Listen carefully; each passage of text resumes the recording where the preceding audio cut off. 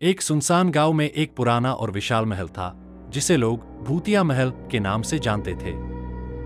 यह महल कई पीढ़ियों से वीरान पड़ा था और गांव के लोग इसे बहुत ही डरावना मानते थे। माना जाता था कि इस महल में अजीबोगरीब आवाजें आती थीं और अंधेरे में रहस्यमयी रोशनी दिखती थी।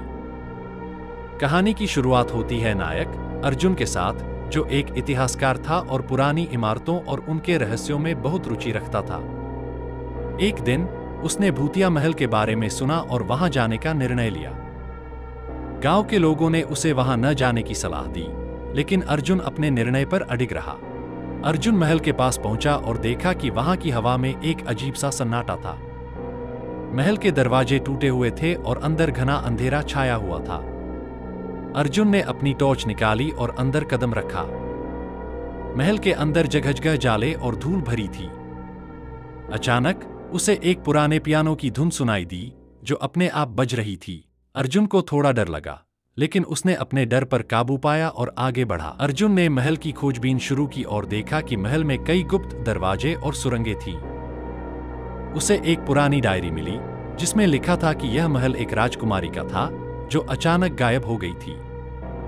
लोग मानते थे कि उसकी आत्मा अभी भी महल में भटक रही है। अर्जुन ने रात महल में बिताने का निर्णय लिया।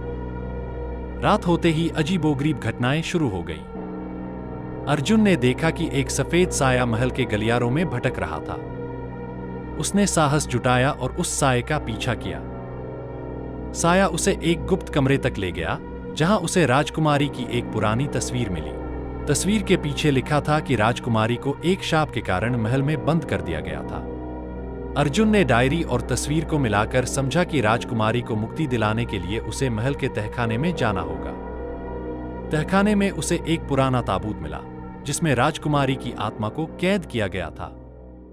अर्जुन ने ताबूत खोला और देखा कि राजकुमारी की आत्मा ने उसे धन्यवाद दिया और स्वर्ग की ओर चली गई। अर्जुन ने महल से बाहर आकर गांव वालों को पूरी कहानी बताई। गांव के लोग अर्जुन के साहस और धैर्य की सराहना करने लगे। महल अब भूतिया नहीं रहा और गांव वाले वहां आने से नहीं डरते थे। अर्जुन ने अपनी डायरी में इस अद्भुत अनुभव को दर्ज किया और महल की रहस्यमयी कहानी को जनता तक पहुंचाया। इस तरह एक इतिहासकार ने अपने साहस और बुद्धिमत्ता से एक भूतिया महल का रहस्य सुलझा लिया और एक भटकती आत्मा को शांति दिलाई। उम्मीद है कि ये कहानी आपके लिए दिलचस्प और रोमांचक थी। स्टोरी अच्छी लगी हो तो चैनल को लाइक, सब्सक्राइब, शेयर जरूर करें। धन्यवाद।